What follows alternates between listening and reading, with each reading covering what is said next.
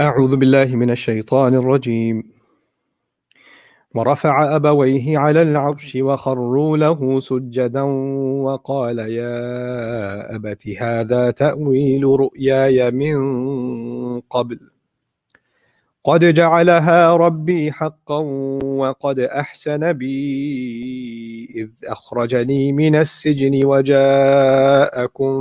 جاء بكم من البدو من بعد أن نزغ الشيطان بيني وبين إخوتي إن ربي لطيف لما يشاء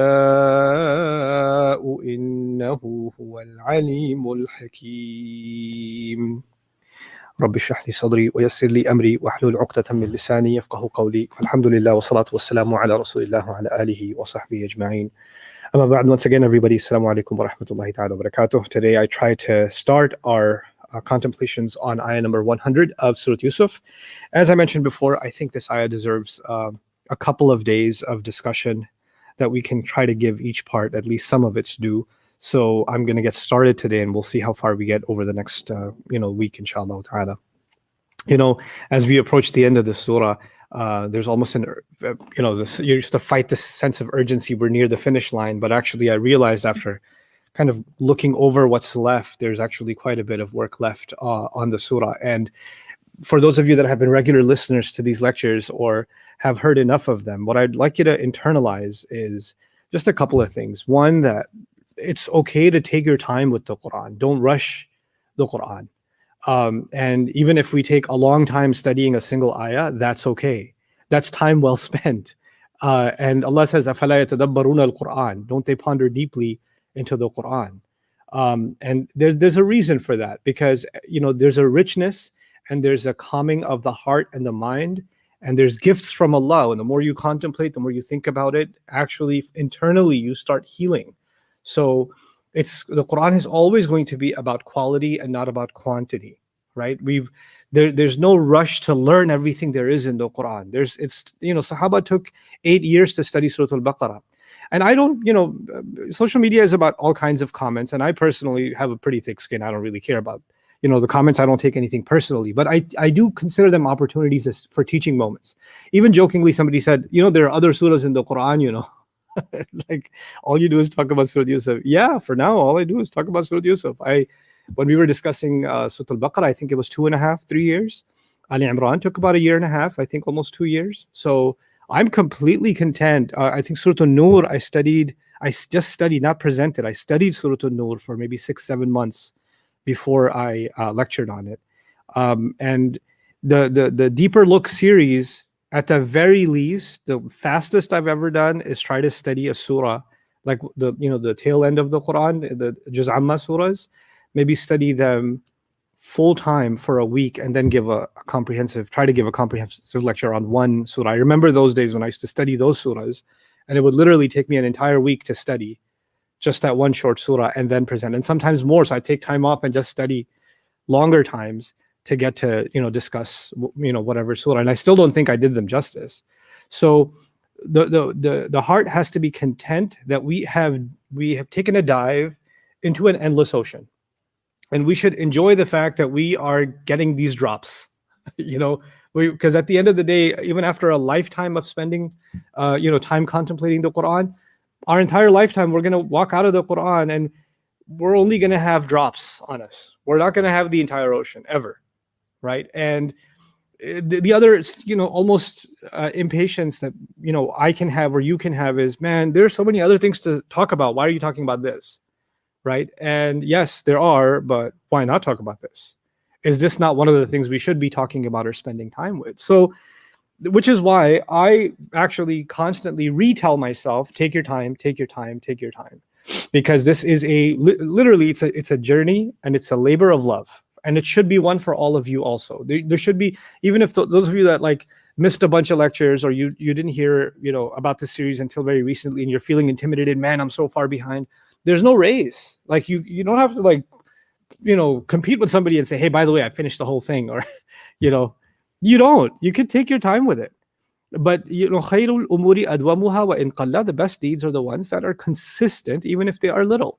So take your time with this stuff. And really what I'm trying to leave behind Allah decides how long life is, but what I think I can leave behind, if Allah wills, as a contribution, is something that a Muslim can at least use as a stepping stone to spend time contemplating the Quran.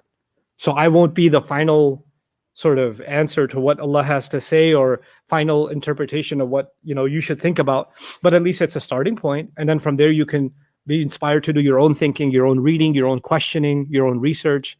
Some of you might even become completely engrossed in Quranic studies. All of that can happen, inshallah ta'ala. So that's my hope. Anyway, so we are here in ayah 100. By the way, I'm picking up my nose because it's allergy season, so bear with me, inshallah. I'll grab my napkin. So make dua, these go away. But anyway, so we are on ayah 100, and it begins, I'll translate the part that we're going to discuss today, not the entire ayah. وَرَفَعَ أَبَوَيْهِ عَلَى الْعَرْشِ, and he elevated both his parents onto the throne. وَخَرُّوا لَهُ سُجَّدًا, and they all fell before him in prostration. They all fell on their faces before him. وَقَالْ يَا أَبَتِ هَذَا تَأْوِيلُ رُؤْيَايَ مِنْ قَبْلِ قَدْ جَعَلَهَا رَبِّي حَقًّا. And he said, my beloved father, this is the interpretation of my vision from so long ago. Allah certainly has made it true. قَدْ جَعَلَهَا رَبِّي حَقًّا. Okay, so that's a surface translation of what we're going to be trying to discuss today. But there are two outstanding things, one not related to these ayat that Suhaib brought to my attention today, a thought that he had, and I thought it was a very beautiful thought, so I've decided to include it in the series. And that is that when we were discussing the shirt coming and the father feeling the shirt on his face, and there was a discussion about what al-Bashir means, meaning when the giver of good news, when the congratulator came, he put the shirt on his face. So what is the giver of good news? And one of its interpretation was that the giver of good news is not necessarily a person, it's the shirt itself.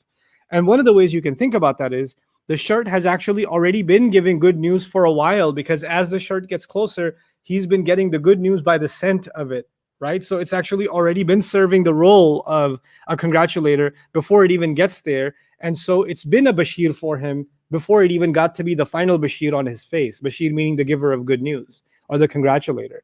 The other interesting thing is Bashir is an ism sifa. It's an adjective, and an adjective is used for something that continues to play a certain role.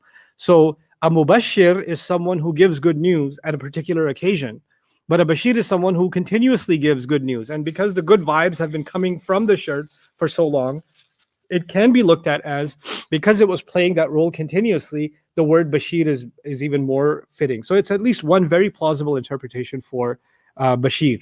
Anyhow, coming to this ayah, there is one outstanding, or actually a connecting matter from the previous ayah. And here's the in a nutshell. When they came in, Yusuf alayhi salam pulled both of his parents into his protection. Awa ilayhi abawayhi. He pulled them both into his protection, and he made them feel secure. And then he told the rest of them, you are inshallah safe. Yeah, enter Egypt safely. Udkhulu inshallah, udkhulu Misra inshallah aminin. Okay. The thing that I didn't mention last time is that it's interesting that both of those actions have to do with safety. Pulling someone into your refuge is an act of safety, and telling someone you're safe, enter Egypt safety is also an act of safety. But one is actually a physical gesture, is pulling them in and giving them refuge without saying a word.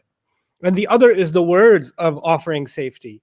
And so what that illustrates is he went out of his way to give safety, not just by word, but by action, by a hug, by pulling them in closer, by giving them that special treatment. That was for parents, and then the rest. So it's like this takhsis.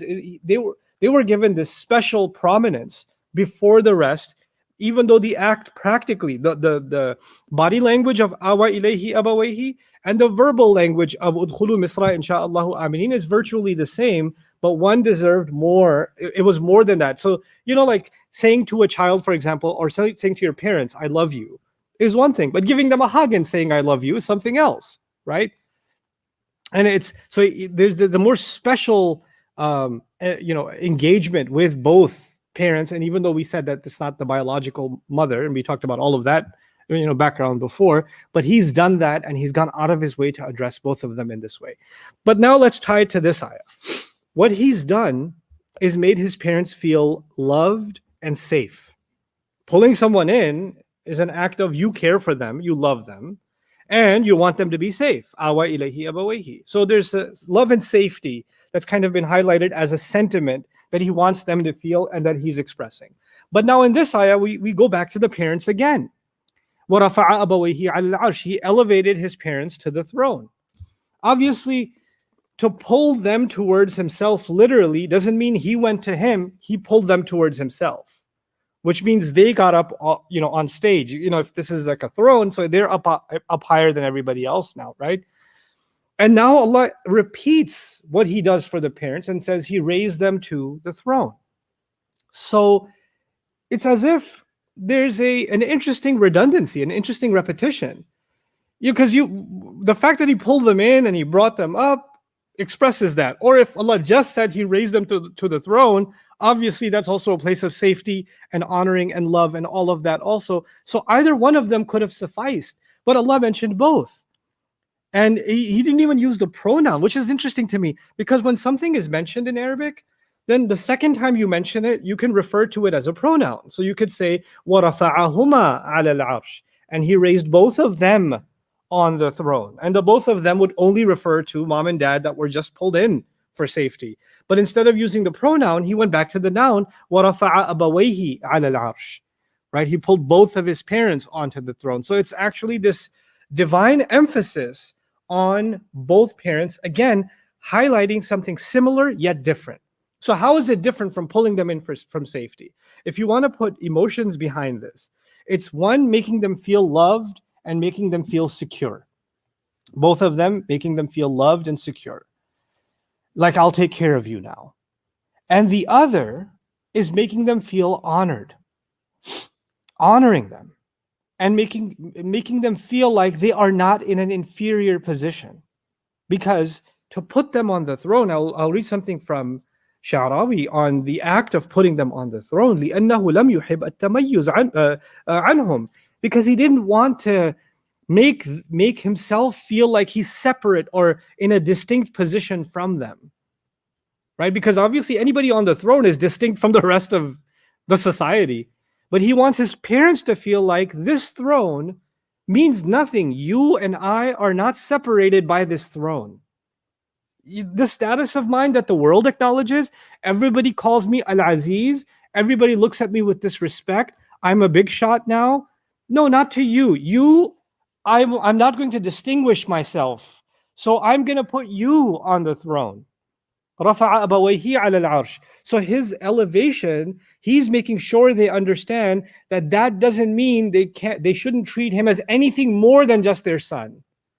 And he's not expecting to be treated any more special because he's on the throne. No, you're on the throne too. So this throne now means that this is not a position of superiority for me as far as you're concerned. So it's not just a statement of honoring. It's actually setting a precedent for their relationship too. That you shouldn't have to feel intimidated that you're addressing the governor of Egypt when you talk to me about anything. You can talk to me as if I'm your son. We still have the same position. So you're not speaking to someone higher, you're speaking to someone at the same in the same place. So there's no distinction. وَهَذَا سُلُوكٌ يَدُلُّ عَلَى الْمَحَبَّةِ وَالتَّقْدِيرِ وَالْإِكْرَامِ. And Sha'rabi rahimahullah comments, and this is a kind of gesture that indicates love, and it indicates a status, giving of a status, and giving respect. So we saw first love and protection, awa ilayhi abawayhi, and now we're seeing respect, right? And a particular manifestation of respect, which is perhaps an interesting commentary in the Quran about the nature of our relationship with aging parents. Because as parents age, they start feeling insecure. As people age, they become less capable, right? They're less independent. They may not be able to do things that they used to be able to do before.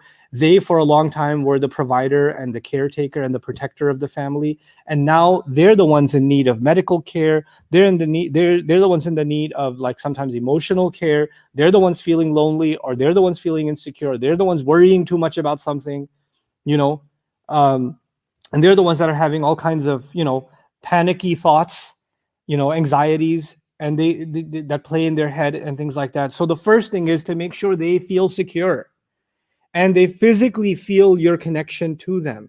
You know, when they were little, they would go out of their way to hug you and to hold you and to pat you to sleep. And there was this physical form of affection and making you feel safe. If it was a thunder in the middle of the night, your mom or your dad came and, I'm here, don't worry, it's okay. You're safe. And you felt as a kid that you're safe because mom's there. Or every time you felt unsafe, you ran towards them. Well, they're too old to run towards you. Right? But you need to now, that role needs to be reversed, which reminds me of this beautiful ayah in Surah Al-Isra when Allah talks about the rights of parents. I gave khutbahs about it a few weeks ago. وَاخْفِضْ لَهُمَا جَنَاحَ الذُّلِّ مِنَ الرَّحْمَةِ. In summary, Allah compares our relationship, particularly with older parents, to a bird that's protecting its nest. So, and the image is like, you've got a bird, it's got a nest, the nest has eggs in it, right? Or it's got chicks in it that can't fly on their own yet. And there's a snake or some predator that's trying to eat the eggs or eat these chicks that can't protect themselves. So the bird is, even if it's no match for the snake or the predator, what it will do is it will hover its wings over the nest. So if a predator does attack, it attacks it. Or it's going to just shield it from whatever trouble's coming its way. And which is remarkable because that's an image of a parent protecting a child. But Allah used that image to say that this is what I expect you to show when you are protecting your parents. And He didn't just say, وَاخْفِضْ لَهُمَا جَنَاحَكَ. He said, جَنَاحَ الذُّلِّ, the wings of humility, as you are protecting them. Because you're now in the protector role, right? Now, this is different from when the parents were in a protective role, because when I'm protecting my kids, when I'm providing for my kids, when I'm securing my kids, and they disobey me, or they do something to annoy me, excuse me, that's not going to happen in my house. You better go pick up that plate. You better go clean up that room. You better finish your homework. Excuse me, who's the parent again? You can do that because you are the parent, right? You're the one protecting, and it's your house. But when the equation is flipped and they're old and now it's your house and they're the dependents, you're paying the bills and they are the beneficiaries. You're taking care of the medical expenses, they're the beneficiaries. You're the one driving them around. You're the one making sure they're okay. You're doing all that, and then they do something to annoy you. You don't get to do what they did when you were a kid. You don't get to say, excuse me, this is my house. Janah al-dhul, wings of humility. Wings of humility. That's the imagery in Surah Al-Isra. And here you find, Yusuf alayhi salam expressing this humility to his parents in that he's elevating them to the throne. Even though he has the power to demonstrate the position he's in, he's actually not only hovering them with his wings, those wings have humility in them. So there was the hovering of the wings in awa ilayhi. And then there's the dhul, there's the janah al-dhul, the humility in rafa'a abawayhi ala al-arsh. So there's this beautiful tie-in to what's mentioned in Surah Al-Isra. It's also really interesting in a literary kind of subtlety that Surah Al-Isra, Surah number 17, is actually, the first part of it is about the Israelites. It's also called Surah Bani Israel, the Surah of the children of Israel. Right? And this passage where the parents and humility to parents is mentioned, وَقَضَى رَبُّكَ أَلَّا تَعْبُدُوا إِلَّا إِيَّهُ. I believe it was Ibn Abbas radiallahu anhuma who had the opinion that this is the equivalent of the commandments given to Moses, meaning the Israelites and the commandments they were to cherish from God, famously known as the 10 Commandments. The Quran's version of that is actually 23 to 40 in Surah number 17, from which this is a part. And why is that interesting? Because here we are talking about the original child of Israel being Yaqub. And he's his son. And he's actually literally demonstrating this. So the children of Israel know of this humility to parents by the example of their father, Israel, who was shown this kind of humility by his son, Yusuf alayhi salam, Joseph. Right? So there's this really beautiful tie-in to that injunction in Surah Al-Isra.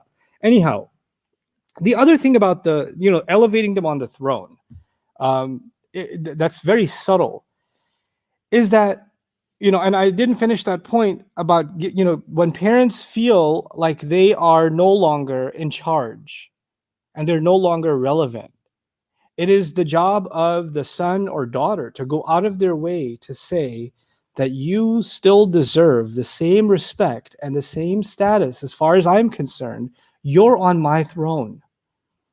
You're on my throne still. You were on my throne when I was in school. You were on my throne when you were driving. You were the king of the household.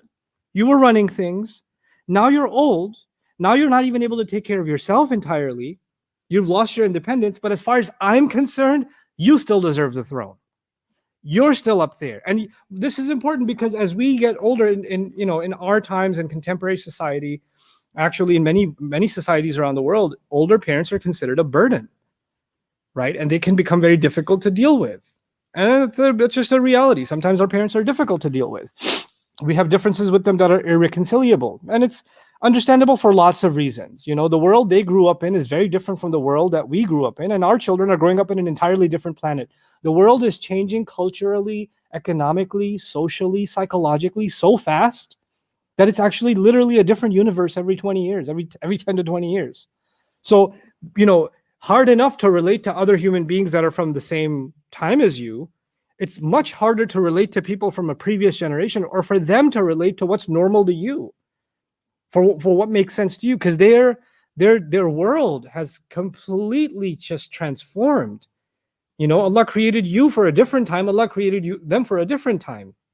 If you put somebody in a time back in the day, like if you think of the story of the people of the cave, like the young people in the cave were in the cave for generations, right? So when they came out, their clothing looked ancient, right? Their currency was different. Like people could tell they don't belong in this time, right? And that could be a few hundred years before society completely transformed. But now, if you take somebody and put them in a time capsule, not for centuries, if you bring somebody out of the 90s from a time and bring them in our time now, they would lose their mind, like they don't belong. Like the world is completely transformed.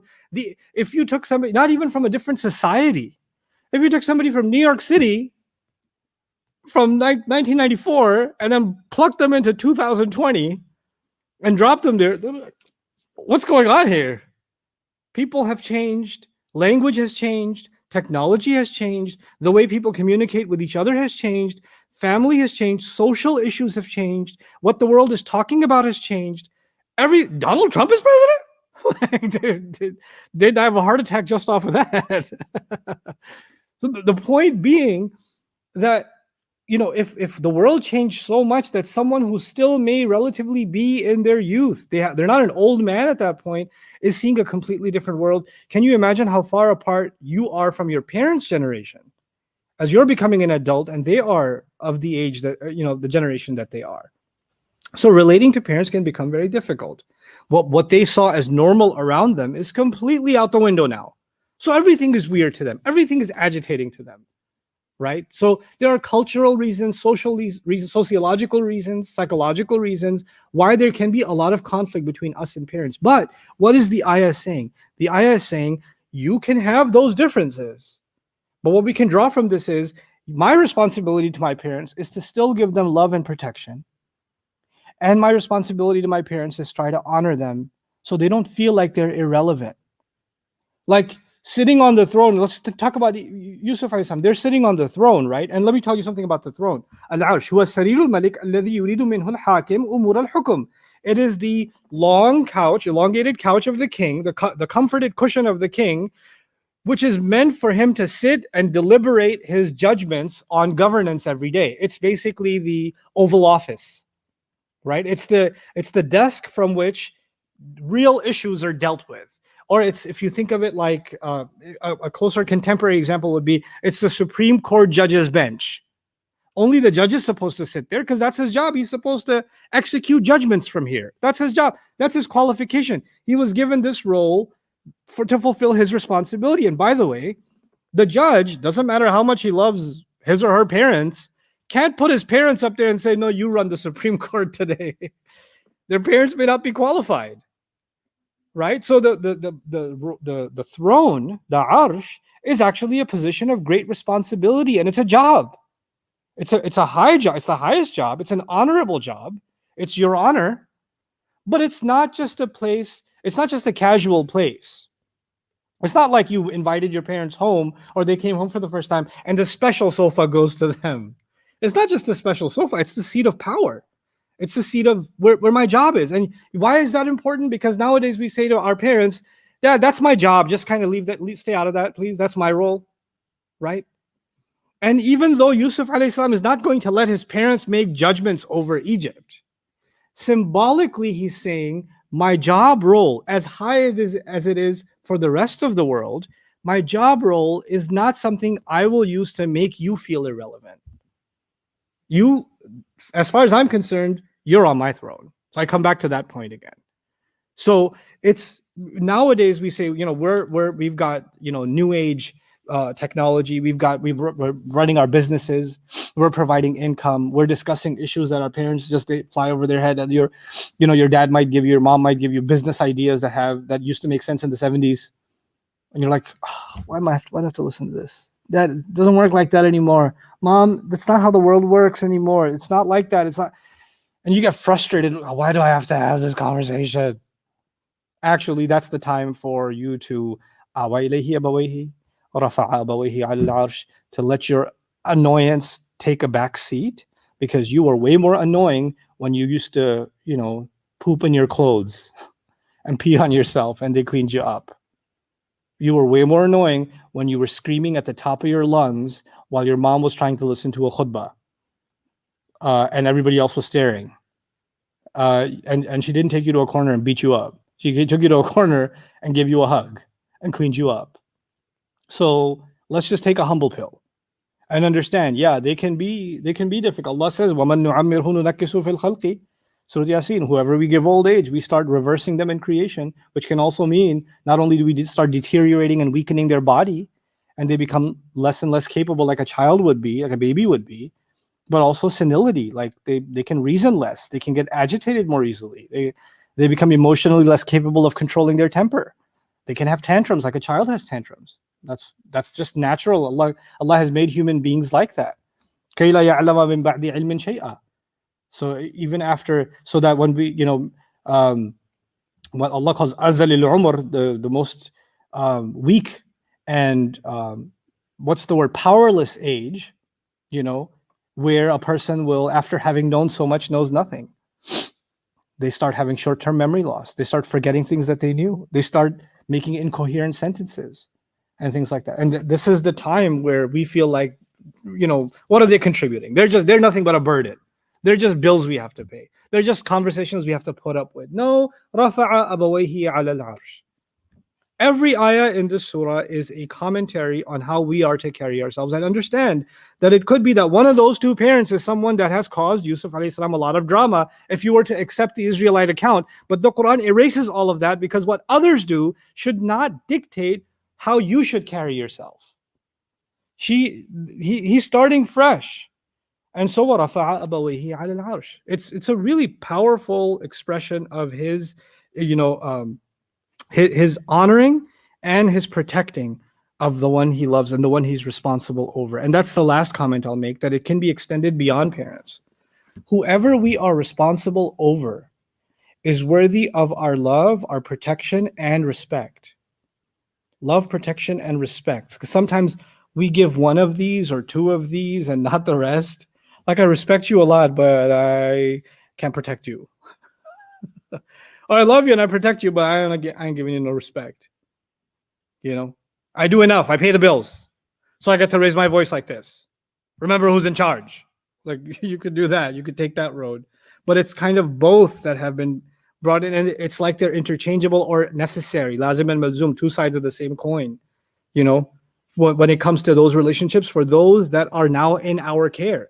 Older parents are now in our care. Children, maybe, if you have younger children, they are in your care. Younger siblings might find themselves in your care. Someone you've adopted may be in your care, right? So people under your care deserve these things from you. And this is the way of this noble prophet, Yusuf alayhi salam. So now, وَرَفَعَ أَبَوَيْهِ عَلَى الْعَرْشِ. Let's go further. قال هذا تأويل رؤياي وخروا له سجدا. They fell into sajda before him. I've got a few notes on here. So they fell into sajda before him. Now, this is, of course, what happened in the very beginning, right? The stars, the sun, and the moon, etc. It's a bit, heavy, this phrase. They fell into sajda before him is how I keep translating it, again, in a shallow way, but it deserves a deeper look. The Imam Razi mentions 7 possibilities, or 7 you can say observations or points of view on how to understand this sajda, this prostrating, this falling on the faces before him. So I'm going to go through all of them. He prefers number one. And at the end, I'm going to mix and match these and tell you what I find the most convincing sort of cocktail of from within these opinions. But I'll go through all of them with you briefly.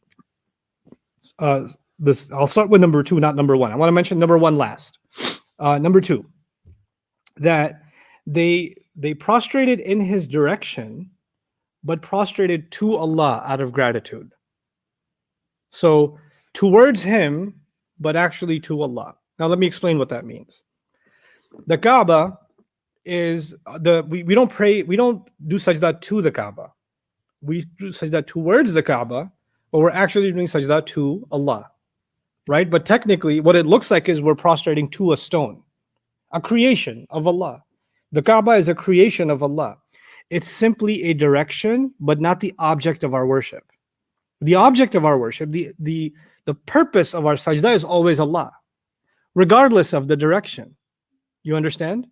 So in ancient times, sajda is done for two scenarios. I mean, this is my addition to this extrapolation. Okay, there are two scenarios I can pull out from the study of Quran that sajda is called for. Sajda is done as an act of worship, and as an act of worship, it is done towards the house of Allah. And especially in the family of Ibrahim alayhi salam, right? Because this is the family of Ibrahim alayhi salam. So let's add that to the equation. Ibrahim alayhi salam was responsible for building the Kaaba.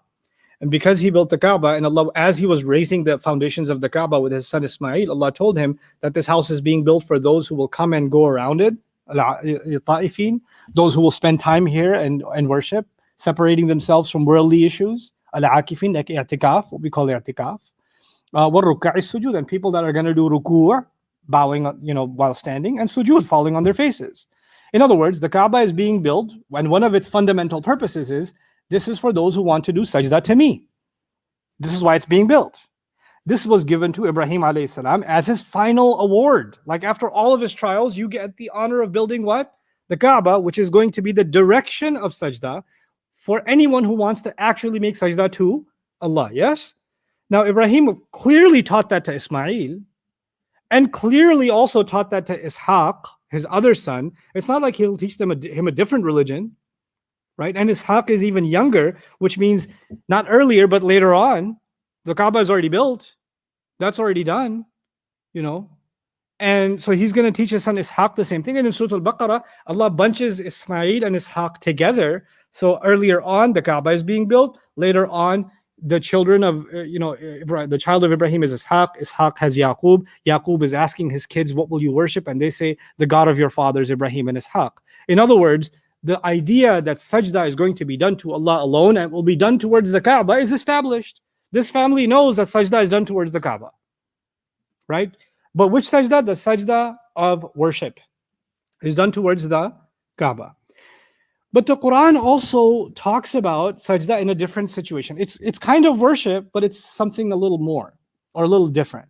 And that is when something overwhelming or miraculous happens in somebody's life, where Allah has intervened and has brought them in awe of what He's done.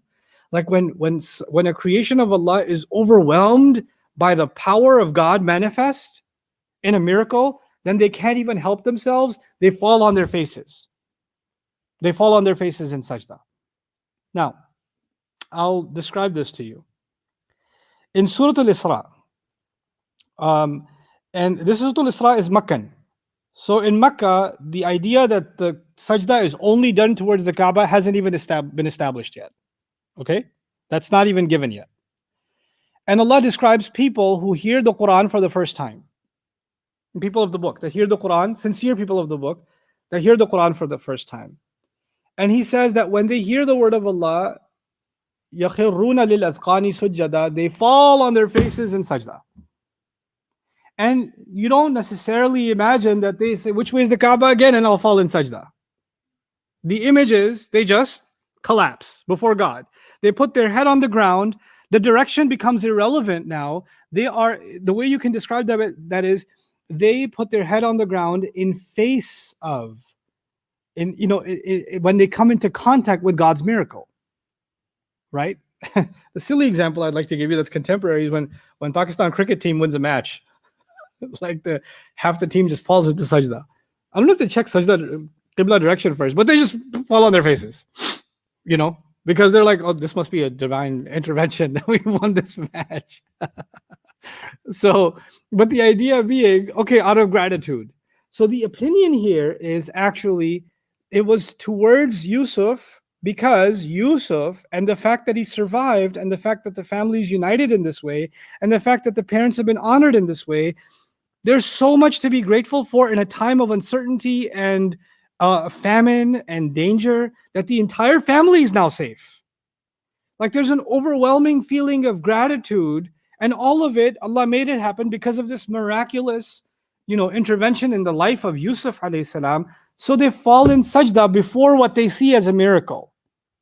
So it's in his direction, but not to him, just towards him. It's still for Allah. And that might be a way of looking even at the sajda that was done by the angels before Adam. Adam is a miracle creation of Allah. And Allah says, are you not? So they're not doing sajda to Adam. This is different from saying they did sajda to Yusuf out of honoring him.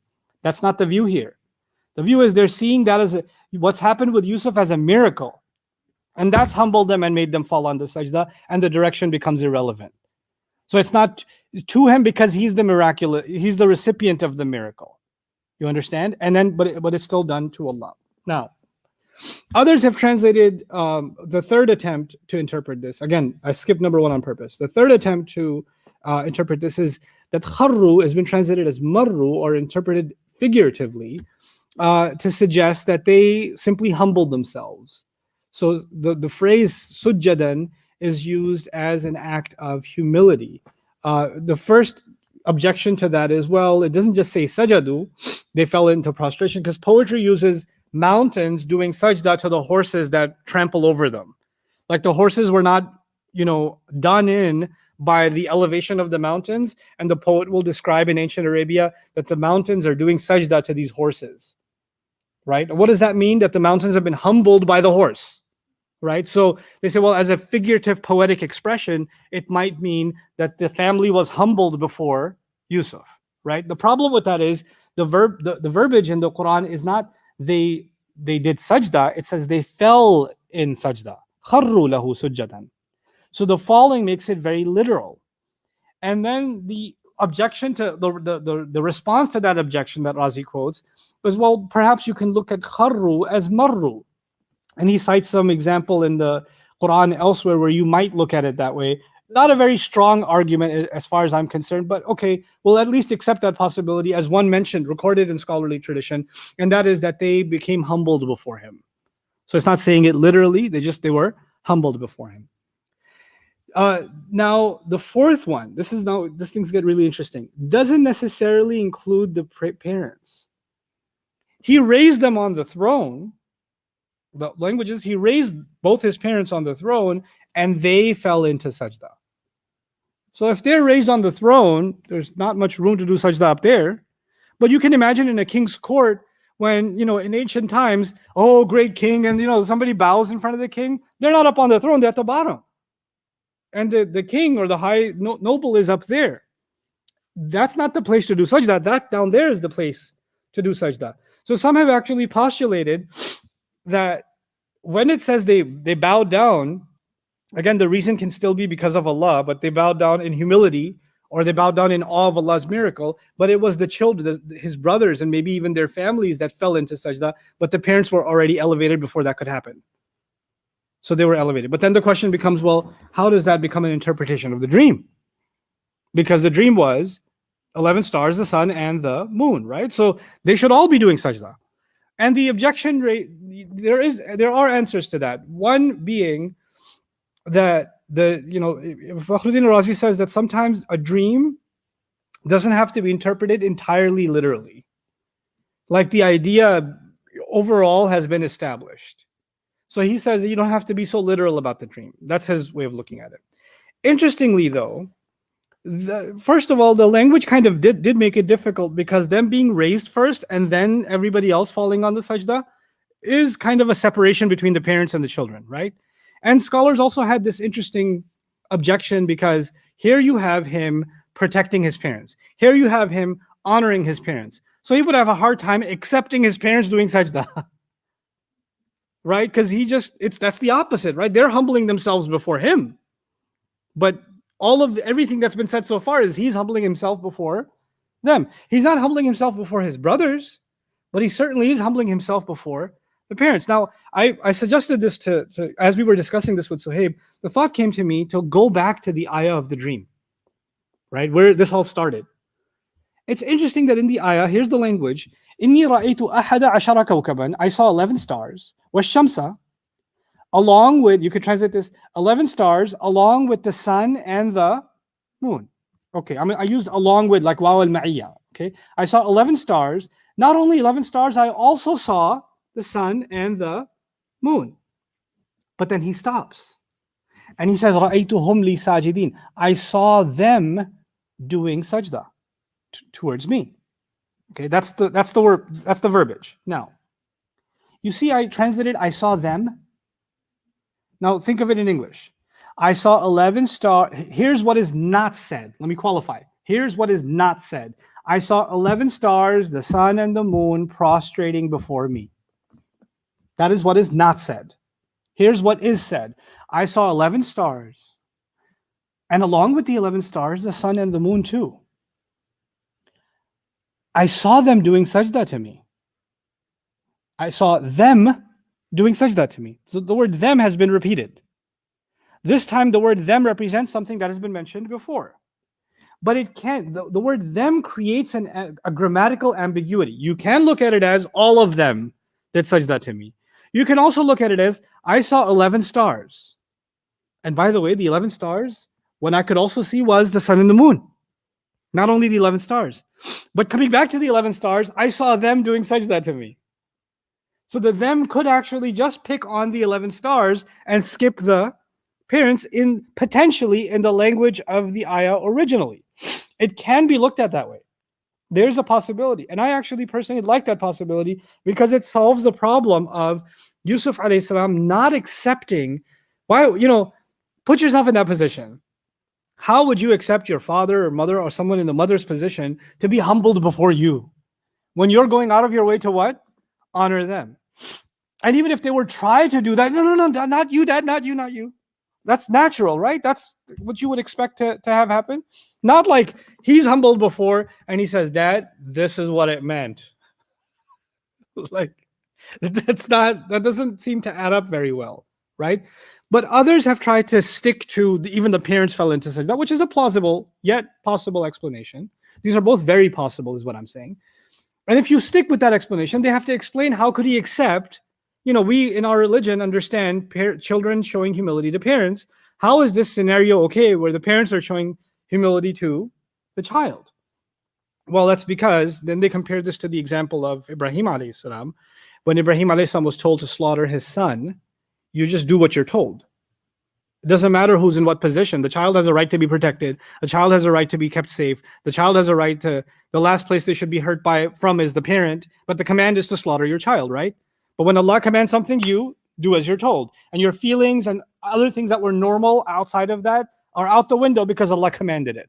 So because Yaqub knew that this is a dream from Allah, from before, because as soon as Yusuf said the dream to him in the beginning of the story, Yaqub knew this is revelation, which is why he said Allah will complete his favor on you, right? So he knows this is revelation. And revelation of a prophet is a command.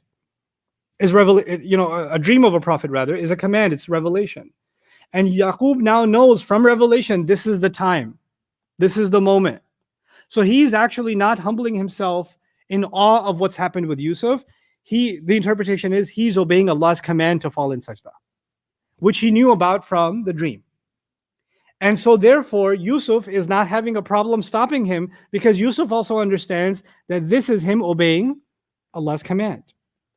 And so that's the reconciliation if you say the parents did do sajda in fact.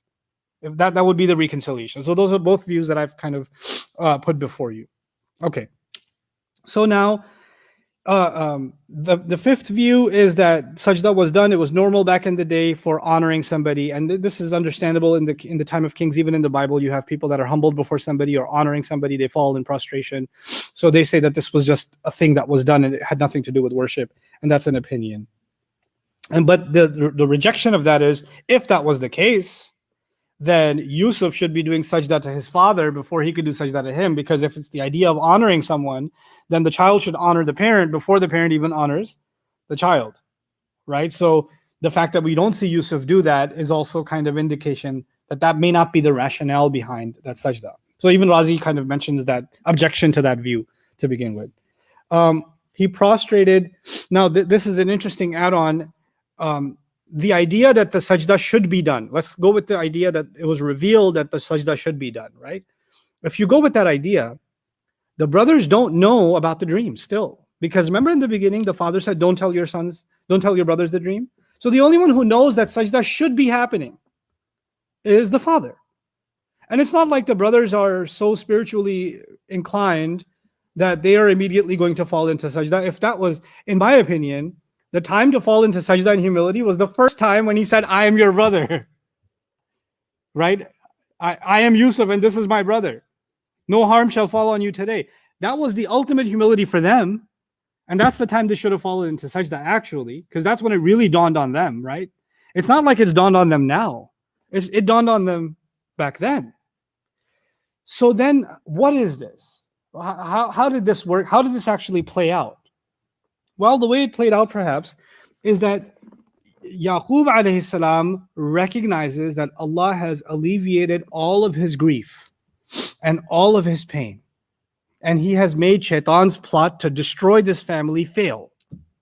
And in recognition of Allah's favor on him, he is not only obeying Allah's command, he's falling into sajda out of gratitude. He's falling into sajda out of gratitude to Allah. And the gratitude to Allah towards the blessing being Yusuf, right?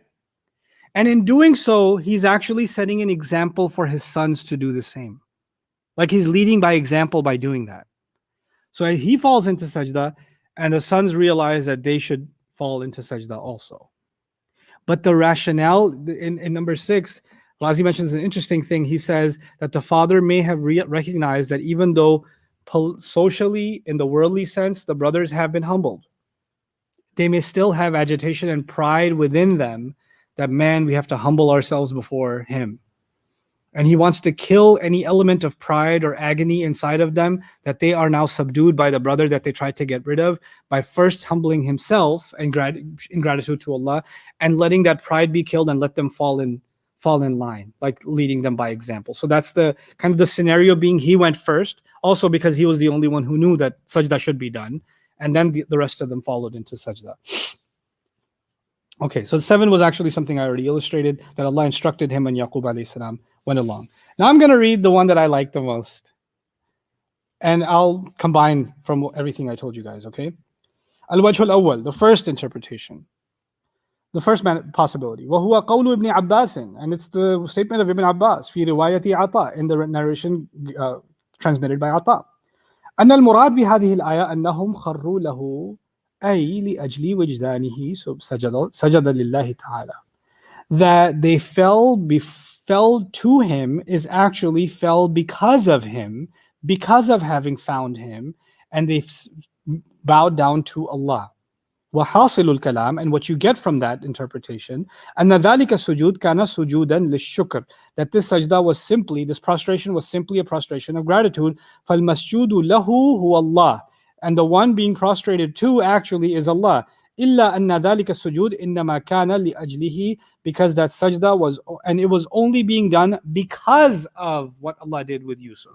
والدليل على صحة هذا التأويل, and the evidence that makes this a more substantiated interpretation is أن قوله, in that he said وَرَفَعَ أَبَوَيْهِ عَلَى الْعَرْشِ وَخَرُّوا لَهُ سُجَّدًا, that he raised his parents on the throne and they fell because of him in prostration. مُشْعِرٌ, making one feel بِأَنَّهُمْ صَعِدُوا ذَلِكَ السَّرِيرِ, that they had already climbed up on the throne. The parents had already climbed up on the throne. ثُمَّ سَجَدُوا لَهُ, Then they prostrated because of him. وَلَوْ أَنَّهُمْ سَجَدُوا لِيُوسُفَ لَسَجَدُوا لَهُ قَبْلَ الصُّعُودِ عَلَى السَّرِيرِ. And had they prostrated to Yusuf, they would have done so before getting up on the throne. Because the direction towards Yusuf would be off the throne, not on the throne. لأن ذلك أدخل في التواضع, because that would be more appropriate in demonstrating humility. فإن قالوا فهذا التأويل لا يطابق قوله وقال يا أبتي هذا تأويل رؤياي من قبل. And if people contend with this interpretation, saying this doesn't go along with what was said after that, my father, this is the interpretation of my vision from so long ago, والمراد منه إني رأيت أحد عشر كوكبا والشمس والقمر رأيتهم لي ساجدين. And the meaning of that being that I saw 11 stars, the sun and the moon prostrating. قلنا بل هذا مطابق. No, it does go along with that original dream. ويكون المراد منه, and the interpretation of, or the meaning of that dream would be من قوله والشمس والقمر رأيتهم لي ساجدين, that the sun and the moon, I saw all of them doing sajda because of me, not to me. So the original meaning would have been because of me to begin with, which means this interpretation would go along with it. سجدت لله لطلب مصلحتي والسعي في إعلاء منصبي. They prostrated to Allah because of, to seek, maslahati وللسعي في إعلاء منصبي, and in order to understand the effort that was put in, and the works that were put in to raise me to my status. وإذا كان هذا محتملا سقط السؤال عندي أن هذا تأويل متعيد. And if that is the possibility, then the idea that this interpretation, this can really be the only right interpretation. لأنه يبعد من عقل يوسف, because as far as Razi sees it, because it seems impossible for me, from the mind of Yusuf, ودينه, from his thought process and his religion, أن يرضى بأن يسجد له أبوه مع سابقته في حقوق الولادة والشيخوخة والعلم والدين وكمال النبوة, that he would be content with his father bowing down before him in sajda, knowing that he takes precedence over him in the right of parenthood, in old age, in knowledge, in religion, and in the completion of prophecy, meaning he's a prophet senior to him. So because of all of those reasons, I don't see that the mind of Yusuf would accept sajda, even out of that interpretation. Like, he understands this interpretation to mean that the father didn't actually bow down, that they did, and they did so also because of Yusuf, not to Yusuf. So that's a really beautiful add-on to, and that's number one in Razi's opinion, that's the one he finds most convincing. And that's what's happened here. They have now fallen in awe before Yusuf alayhi salam. Parents are up on the throne, both of them, right? And what does he do? That's what I'm going to end with. I was going to talk to you about part of this ayah, and even part of this ayah took a long time, but I do want to cover this part because this shouldn't take long. وَقَالَ, and he said, Ya abati, my beloved father. It's so cool because the last time we heard Ya abati was Ya abati inni ra'aytu ahada ashara kawkaban, my beloved father, I saw 11 stars, the sun and the moon. Now he says, my beloved father, I see 11 stars, the sun and the moon. Right? So it was years ago, it was I saw, and it was with fear, anxiety. I'm not sure what this means. And now so many years later, when he says Ya abati, it echoes that Ya abati from so many years ago. It's as if in his mind, even though he's a grown adult running a country, he's back to being that child again. And he's in the company of his beloved father again.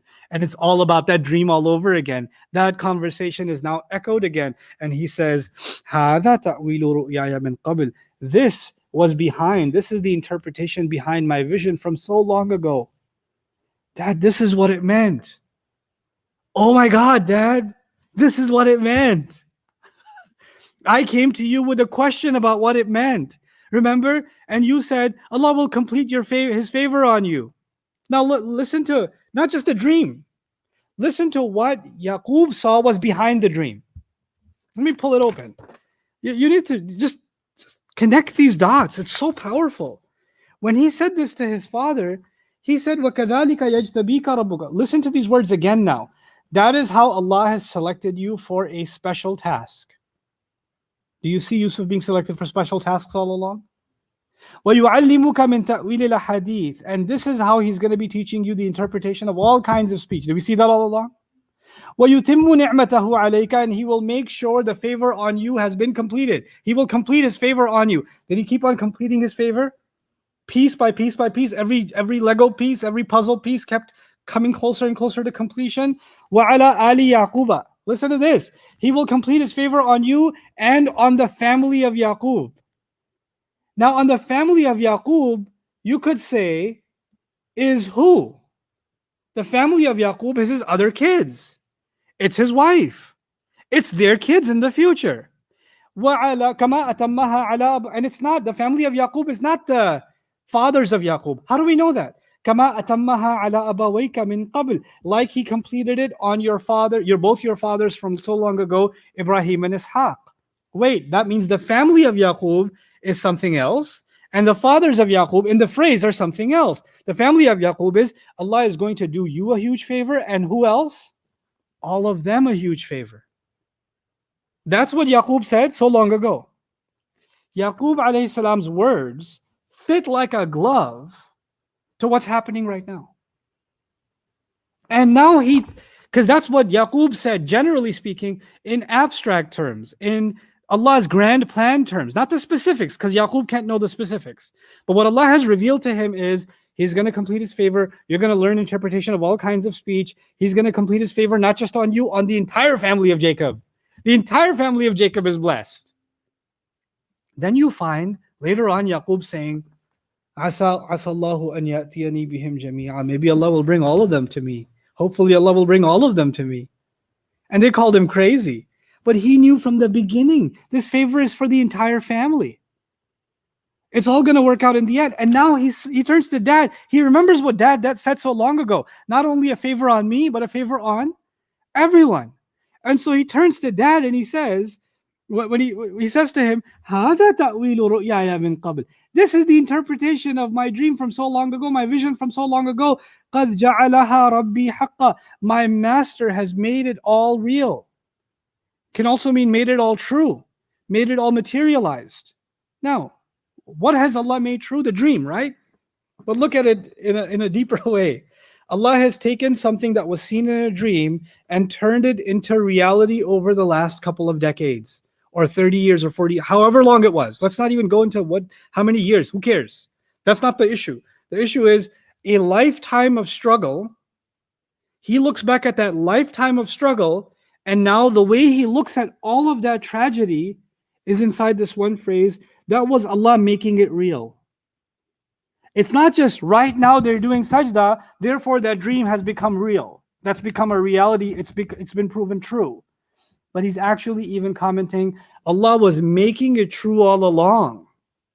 It's as if you see the final building, and now you look back at the struggle of the construction. And while the construction is happening, you don't know what the final product's going to look like. The architect knows. You don't know. He just tells you, put the brick here, put the brick here. I wonder how this is going to work. You don't see the final product. He does. And now he says, it is the final product. Exactly what you said so many years ago. Not only what I saw, what you thought it meant has been made real, has been brought into reality. قَدْ جَعَلَهَا رَبِّي حَقًّا. And haqq also actually means purpose in Arabic. It's so cool. Oh, he could have said, وَجَعَلَ رَبِّي صِدْقًا, وَجَعَلَهَا رَبِّي صِدْقًا, truth. Allah made it true. My dream came true. And this is the word that's used for Rasulullah sallallahu alaihi wasallam when he saw the dream. لَقَدْ صَدَقَ اللَّهُ رَسُولَهُ الرُّؤْيَا. Right? Allah was made the dream of the Prophet sallallahu alaihi wasallam true. But here, instead of sidq, which is the word for truth, haqq is used, which is the word for truth. And haqq is a little bit different from sidq for a few reasons, but one of them that I want to highlight to you right now is that it actually means purpose. Allah made this dream come true. He made it into something purposeful. Every event happened for a purpose, and the final purpose actually was that good would come to this entire family. And they would be humbled before Allah. They would recognize Allah. They would remove shaitan from their hearts. And so Allah made that a purpose for all of them too. It wasn't just purposeful for me. It wasn't just purposeful for you. It was purposeful for the entire family. And along with that, there was a massive purpose served for the people of Egypt. There was a massive purpose served for future generations to come. You know, and it's interesting that this is the dream, and this is the reason for which the entire legacy of the Israelites and of prophecy continues. Because their entire saga happens because these brothers were united. That's why they became the 12 tribes of Israel, right? And from now on, despite the infighting that will happen later on, the 12 tribes remain 12 tribes. 12 brothers remain 12 brothers, 12 families that stick together. And throughout all of their tribes, the trials, they remain 12 tribes. And the prophets that come speak to all 12 tribes, regardless of which tribe they come from, which one of the 12 tribes they come from. So Ali Yaqub, the future lineages of Yaqub, all of that favor started with this dream. The legacy of the Israelites has been initiated, of Allah continuing the chain of prophecy from within their generations. قَدْ جَعَلَهَا رَبِّي حَقًّا. Allah has made it come true. And this is actually, the most natural reading of it is the excitement of someone who's reminiscing the moment of their childhood. And yeah, it's not a statement of fact. It's not kalam khabari, like, by the way, Dad, this is what it meant. You see, now Allah made it true. No. Dad, this is what it meant. Allah made it all real. Look at how Allah made it all real. It's a statement of excitement, of love. When something like that happens, it could be as if it's a statement of fact. Yes, I know, son, obviously. He's not informing his dad. He's expressing his excitement, his humility, his awe of Allah, putting everything, all the pieces together in this remarkable way. And so he has this moment with his father. So it's remarkable as things are tying together. You've got the story started with a moment with the father, and it's culminating with a moment with the father. And it opened up with Ya Abati, my beloved father, and it's about to close with Ya Abati. And it's also interesting that the reverse has happened. There he saw 11 stars, then the sun, then the moon. Here he takes the sun and the moon and addresses them first, and then the 11 stars. So it's like the mirror image of what started in the beginning. And I haven't even talked to you about the structure and the coherence of the surah. That's a later project, inshallah. We'll do that as part of this series. But some things just stick out so glaringly, you just have to mention them. So قَدْ جَعَلَهَا رَبِّي حَقًّا. And from here we get some just incredible speech from Yusuf alayhi salam, and he's going to be talking to his father, which is even more incredible. He's not talking to everybody. He's talking to his dad in what he's about to say. So this is a personal conversation between two victims. Look at it that way. Two victims are going to talk to each other. And that's what we're going to talk about, inshallah ta'ala, in our next session. How are they going to talk about what happened with them? When two victims talk to each other, typically, how do they talk? And then we look at these two victims and see how they spoke. We're going to compare and contrast what typically happens and what happens with these two. Barakallahu li wa lakum fil Qur'an al-Hakim wa nafa'ani wa iyyakum bil ayati wa dhikr al-Hakim. Okay, hold on. This will be vertical. Let's see how far I can go vertically. That good? Okay. No, it's done. Ended already. Oh my God.